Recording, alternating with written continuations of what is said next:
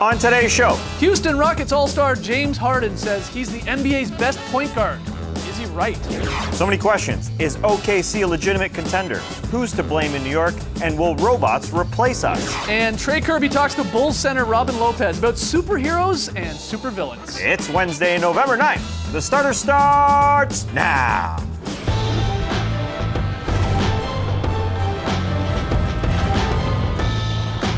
Good evening, sweet world, and welcome to The Starters. Whether you're listening to the podcast, joining us live right now on NBA TV or a little bit later on YouTube, we're happy to have you. I'm J.E. Skeets, and alongside me, as always, that's Tess Millis. We're still in the air. To his right, the international man of mystery, taking it to the max, Lee Ellis. Friend. Really, and last, certainly not least, filling in for Trey Kirby today, it is Walter, the water cooler guy. Hey, buddy! Hey, buddy! That guy you work with, Trey, asked me to come up here, talk to you guys about Twitter, and that's fine with me. Because today I was looking at the Bulls Twitter page, and I think I saw that Trey guy talking to Robin Lopez down at Phillips Arena. He looks like he's dressed like some sort of superhero. I'm sure we'll see what that's all about later, but Trey passed down one piece of information. He wants me to ask everybody out there, which superhero would be the #1 overall pick in the NBA draft? For me personally, I'm going with Nightcrawler. This is a guards league, and his ability to be in front of you 1 second, behind you the next, he's just gonna be unstoppable, like a super Allen Iverson. But I'm sure you guys would like to hear from the fans out there. We would. So they can use hashtag The Starters. the starter. Send in your answers. What superhero should be the #1 overall draft pick? We'll see your guys' answers and probably Robin Lopez's a little bit later. Are you on Twitter? I'm on Twitter, Yeah? at Walter the Water Cooler Guy. Okay, well, you can follow Walter as well. Yeah, we got a fun show. We will see Trey talking to Robin Lopez about superheroes and a whole lot more. And Tass and I will go head-to-head in Crossfire, staple here on Wednesday. But let's go back to Walter, because he usually has some hot NBA takes Oh, yeah. that you've either come up by yourself or, I guess, heard around the office. So what do you have for us? Well, guys, to be honest with you, it has been a crazy month for the HR department. Open enrollment is killing me. But me and Sally and Asha were talking the other day, and they told me that everybody has been telling them that James Harden is the best point guard in the league. I'm in. You guys in? James Harden's best. in on that. Oh, he's in. Yeah, so he says he's the best. If we're talking about the best, likely the best point guard in the world, I can't give him that title. He has been incredible, but the best point guard in the world would inspire his team to play better defense. He'd be a part of that better defense. Okay. He would make sure that his team comes on the floor and runs the show on the defensive end. They've got the fourth worst defense. I also think the best point guard probably would have made it work with Dwight Howard last year, because wouldn't Dwight Howard make this a better defensive team? If it's not James Harden, though, who's leading the league in assists, is also throwing in That's 30 a number. points per game. I know. Rajon Rondo led the league in assists last Fair year. He's enough. been incredible. I'm saying, if it's not Harden, who is it then? I think it's Chris Paul for me. Wow. Wow. An overall package is obviously Steph and Russ and James Harden. There's a lot to pick from. But he just runs the show a tiny bit better. And I don't want to get into the conversation about pure point guard versus scoring point guard. Chris just does it all. He might be sort of more the old-fashioned point guard, does it all, gets his players involved, but Steph Curry is still the best point guard in the NBA. He's a 2-time MVP. He's taken his team to the finals the last 2 years, and they won the championship in the year before. Yeah, I changed my mind. Oh, that guy. when it Let me comes- tell you, he loves water. Got that Brita deal? He does love water. You are Loves what you it, drink, loves I it. heard him say that Yeah, once. that's right. No, but the thing is, a leader doesn't have to be a guy who just goes out there and gets assists for his team or plays the best defense. Does he inspire his guys? And Steph Curry does that. And also, right now, James Harden, this is probably the deepest position in the NBA. There are so many top quality point guards every single night, just about. You're going up against whether it's an experienced guy like James Harden or some of these young guys. Even Emmanuel Mudiay started off the season really well. So Harden is in that conversation, but I don't think he's the best in the league. Well, look, I don't know if there's a player more important to his team than James Harden. Yeah. That might be fair. He's got an unbelievable usage rate. I know Westbrook's up there at the top of the charts, but James Harden, 34% usage rate. That's higher than LeBron's ever had in his career, just to put that in perspective. Right. Which is crazy. But look what he's done over the last 4 games. 30 plus points, 10 plus assists. This is James. Anytime you're on a board with Michael Jordan, you're doing something pretty impressive. I agree. I don't think I have Harden as my #1 point guard, because really, is he even a point guard? It's like what we're doing with bigs. Who's a forward, who's a center? We're starting to do that with guards now. It's like this positional revolution that's been going on for years. Yeah, according to D'Antoni, I he's know. a point guard. So And is a point guard the guy that just has the ball in his hands the most? yeah, I mean, Then he it runs the absolutely offense. is James Harden. But it's impressive. what These he's doing numbers here. are shiny and flashy and great, but two things: can he keep it up at this rate? And will the Rockets win enough games? 'Cause And that's then really what it Taz comes throws down in to. defensive issues Yeah, as well. I just think if he traded in a little bit of that offense to play some more defense, I think they'd be a far better team. They got Okay. the fourth best offense and the fourth worst defense. You got to figure out a balance, and I think that little bit of trade-off in the offensive end would help him out. Because if he's leading, up there in usage rate, why isn't the team playing hard around him defensively? Why aren't they playing hard? I know they don't have the prototypical defensive guys on that team, but still, you've got enough talent. You're resting while watching James Harden isolate. He's way up there in isolation percentage. They're just not good enough. And a leader leads. He's got to get better at that. I'm definitely not going to knock him for saying he's the best point No, guard or everyone says player, it. because Yeah. when you're at that level, you Yeah. should think that, and rightfully so. All right, back to Walter. You guys know Art and Keith from Studios, right? Yeah, Oh, Great yeah. guys, Yeah. great guys. Anyways, They owe me money. yeah, that's the main problem with those guys. Let me tell you. But anyways, they convinced me that this year, the Oklahoma City Thunder are legit title contenders. Legit. You guys in on this? Get in early. No. You want to get in early on this? No, I do not. You're the gonna word want to get in legit. early, my man. People saying legit around the water cooler all the time. Oh man, No, it's this legit. People cannot get their expectations right with this team. Because coming into the season, they lose Kevin Durant. Everyone's like, oh, well, that's it. They're not going to make the playoffs. A lot of people, not everyone, but a lot of people, oh, they're going to take a huge step back. They won't even be near the playoffs. They were wrong about that. They overreacted. And now they've started 6-1, top of the West there with the Clippers. They look great. They defensively look solid at least. And people are going, oh, now they're a title contender. Like, scale it back. I mean, they can be a good possible playoff team that very, very likely would get bounced in the first round if they take on one of the top teams. And there's nothing wrong with that. They've had a fairly soft schedule too to start Yeah. with. Even though that win over But I the still Clippers, think they're a possible playoff team. Yeah, no, definitely. I think the playoffs are well within reach for them. But a title contender, I think we need to see just more from this team. We need 30 or 40 games because then we're only going to really see the impact that Russell Westbrook can have on this team when it's his team solely. Right now, I think there's a little bit of emotion, a bit of energy because he wants to prove to everyone that he's not missing Kevin Durant and he can still carry this team.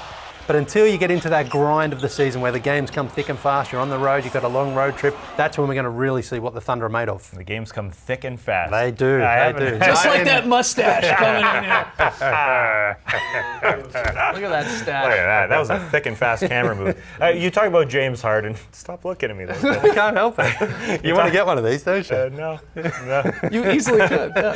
Yeah, for No, sure. not easily. I got it. I got it all. Okay. Is this mustache a point guard? Or is it a center? It's a stretch five. It's just a beard. I It's a think. bit thin. It's just like a beard. James Harden. It's got Call its me strengths. thin? It's got its strength, and then it's got its sort of weaknesses there on the side. You need to sort of grow it out, make it a bit more even. Okay, Right. wait, Maybe you're right. We're off Anyways, the rail. This is just. yeah, let's just- go back to water cooler, This guys. sounds like the water cooler to me. But anyways, I brought my wife, Mrs. Cooler, to the office the other day. Was showing her some of my favorite water spots. Ran into my boy, the Doiner, on the 4th floor. You guys know the Doiner. Yeah. Yeah. Great guy, huge Hawks fan. You know what he said? Forget KD. Dwight Howard has been the best signing of the offseason. It's bold, but that's the Doiner. Wow. Dwayner's always doing that with his hand. Forget KD. What do you think? I think Dwight Howard has right. learned his role, has learned his spot in the NBA. He's actually not. Right there, Walter. Oh my God. Uh-oh. Walter, we gotta get Trey whoa, back, man. What's in that Hey, water? man, you drink a lot of water. Something's gonna go down the wrong way. You know what I'm saying? Dwight Howard's not trying to do too much, and that's the point. This part of his career, it has shown Dwight that he doesn't need to be that typical scorer. He's not You said complaining. this task, and I got to give you credit, man. You said this coming into the season. You said it in our preseason shows that you thought Dwight would get back to playing more of a role at Yeah. this stage in his career and trying to redeem himself, of course, after a couple bad stints in LA and Houston. You called it, and so far you were absolutely right. He's playing defense, and he's rebounding, and he's not really given. He doesn't care all that much if he's getting all these touches because it's not much different than last year, right? No, Last 7 year- games and we're good. Last night against the Cleveland Cavaliers, when he was on the court, the Cavs did not go into the paint. As soon as he sat down, LeBron, Kyrie, they just drove straight inside. So he's got that presence about him, which Oh, is yeah. what he was like in his MVP runner-up year in 2009. When he's out there, guys are like, I'm not even going to bother. Better than KD though. The signing. Back to right Walter. now. Oh, wow. Come on. No, Wow. no. The Hawks are. No, okay. No. All right. Oh man, what Walter, happened? Yeah, thanks this segment for fell apart. stopping by. Holy moly. What a talk. Feels like a Friday. It's not. Everyone was up late last night. When we come back, Crossfire.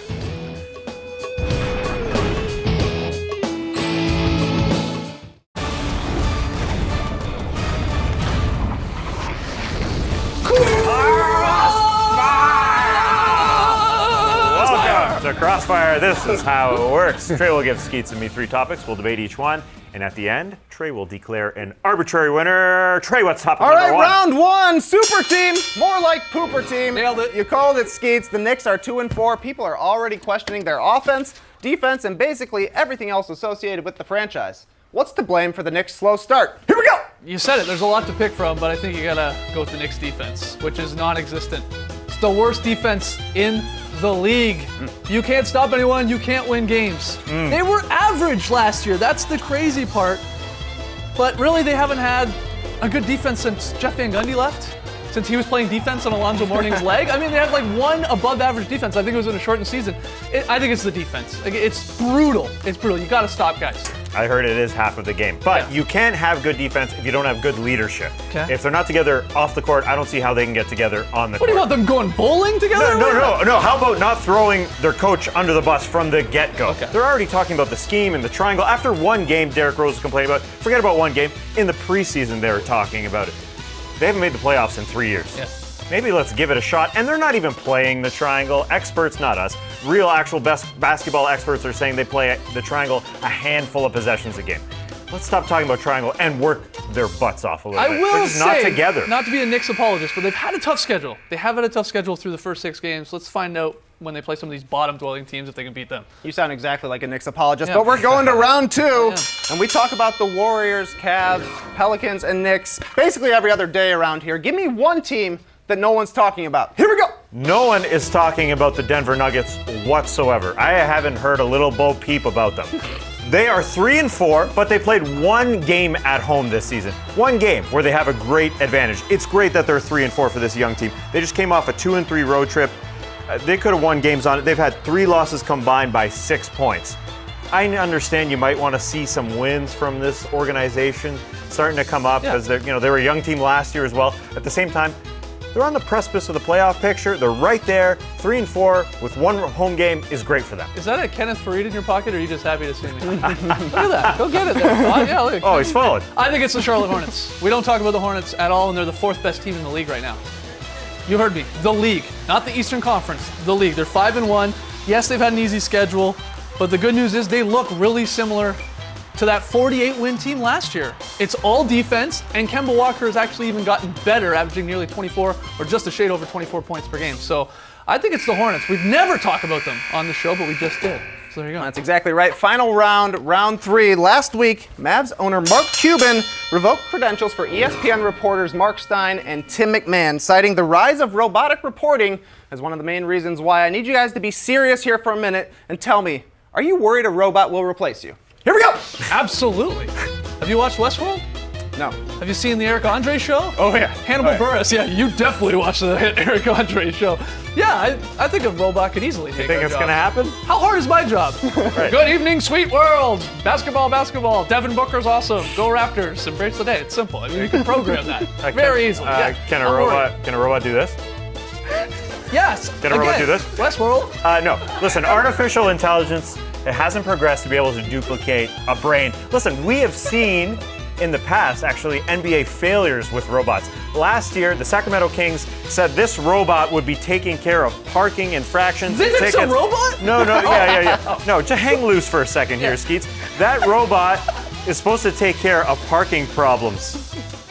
It doesn't. Nightman can't do even you do know? that. Nightman can't even do that. We haven't heard about it since. It probably caused some problem. It probably got into somebody's car, broke a window, and they've since disposed You of it. need to be If it worried can't- about robots. Not at You all. need to be worried about robots. Our winner tonight is Skeets! Yes! I agree, you gotta be worried about robots. You never know, they're coming for us. Absolutely. Huge win. Thank you, guys. We got to take a break.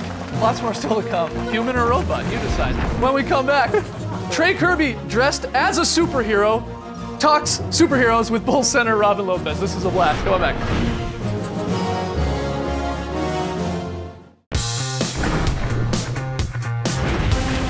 Welcome back to the starters. TK, Trey Kirby, down at the Fortress today here in Atlanta, where you had a chance to wear your Robin Halloween costume for the second time in 2 weeks. Yeah, the Bulls are in town, so I had to go. You don't often get a chance to show off your Halloween costume to the person you dressed up as, and since Robin Lopez loves superheroes to begin with, we had a lot to talk about. What's up, guys? I'm here with the NBA's biggest superhero fan, Robin Lopez of the Chicago Bulls. I mean, this is a bit of it's kind of a bit of wish fulfillment right now. You know, seeing a reflection of myself dressed as Robin the Boy Wonder. You know, I can't help but be a little thrilled. Do you have a favorite Robin in the history of Batman? I'm personally a Chris O'Donnell guy. If we're talking actors, that's gonna be. I'm gonna have to go with Burt Ward. Okay, I think. the OG. Yeah. All right, your brother Brooke, obviously also a superhero fan. Which one of you two is the evil twin? Oh, without question, Brooke is. If there's anybody in the NBA who is a secret X-Man, who would it be? I think it's got to be the Greek Freak. You see the things he does out there, and you know, it's him or LeBron, one of them. Yeah, it seems like they would probably have different mutations. Maybe on one side, LeBron's got the super strength, but on the other side, Giannis has the super stretchiness. Precisely. I've heard that your favorite villain is Lex Luthor. So if you're Superman, who is your Lex Luthor? I'm gonna have to go with Ryan Anderson. You know, I like to play in the paint. He's around the perimeter all the time. I'm from Stanford. He's from Cal Berkeley, and you know he's got that supervillain goatee and occasionally the supervillain mustache. I'm not sure if you've seen it. When you're so clean cut in your facial grooming habits, I think that says something about you're a very controlling person, aren't you? We all know about your beefs with various mascots throughout the league. If there was one mascot you could unmask, who would it be? Clutch. Why Clutch? Without hesitation, Clutch. You know, I think there's something beyond that adorable teddy bear facade that he's put on for so long. In an alternate universe, you're the Bulls GM and every superhero is available for the NBA draft. Who are you taking number one? Who am I taking number one? It's a toss-up between the Flash because he can be all over the floor at once, and Batman because he cheats. Because he cheats, you think that's something admirable for the children? Let me rephrase that. He does a wonderful job of controlling every aspect of the game. The diabolical mayor, Ted Joyberg, has kidnapped your teammate Dwayne Wade and your cat Prince Edward, and he's holding them hostage in 2 tanks that are slowly filling with water. You can only save one of them. Who are you saving and why? Oh, I don't have to choose because I'm gonna bring my anti-tank repellent, right? You've thought of everything. Robin Lopez, thank you so much for taking the time to talk with me. Who is you? You know, I couldn't have a bigger honor of having this interview with me. Unbelievable Great stuff. Really That good guy's choice. awesome, man. What? I'm still confused by the anti-tank repellent. Yeah. Yeah, I mean, Can you you know, in explain like that? the 1960s Batman, kind of, they had an anti-something repellent Shock. for anything they could encounter. So I guess anti-tank repellent, maybe that's a thing. And that Yeah. was, I assume, his real cat, Prince Edward. Yeah, Prince Edward Zephyr, I believe is his full name. He's very playful, but he gets into some hijinks. Unbelievable, Trey. Great stuff. Thanks to Robin and the Bulls for that. We got to take a break. When we come back, though, Lely's very solid play and another look at his mustache. That thick and fast mustache. Mustache. I've got anti-mustache repellent.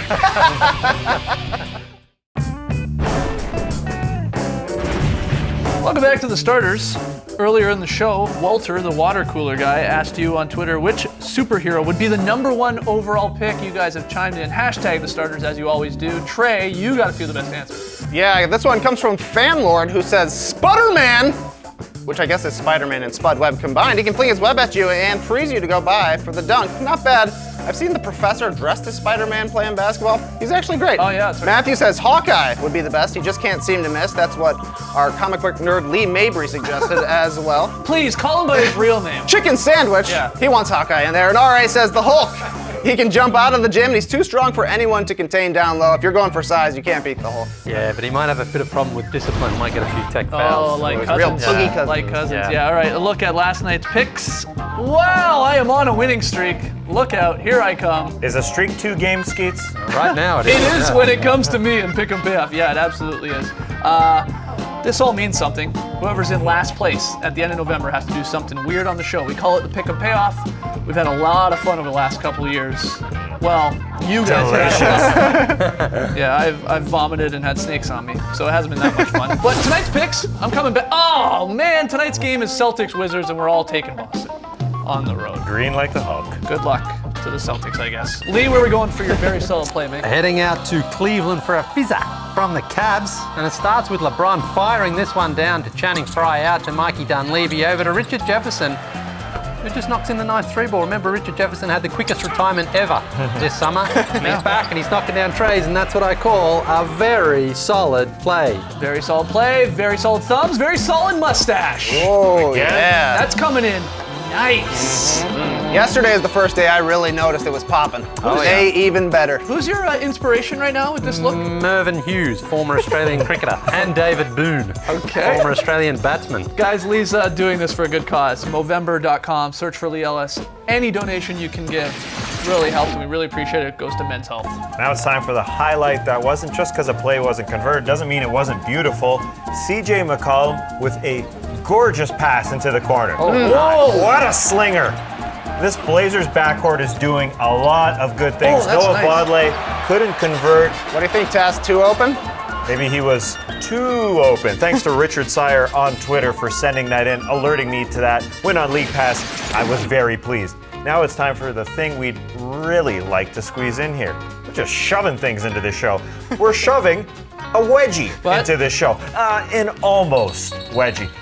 Everybody out there was tweeting this. This is from Monday night, saying, oh, he had a wedgie. It was after the whistle. The shot was completely after the whistle.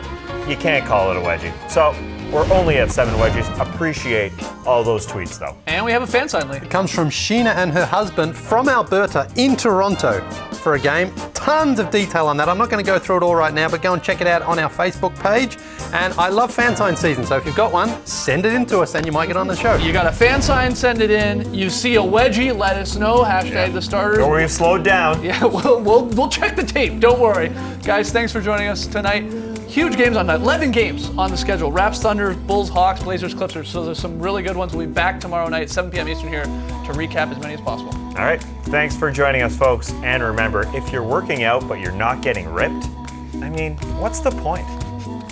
Brace the night, people.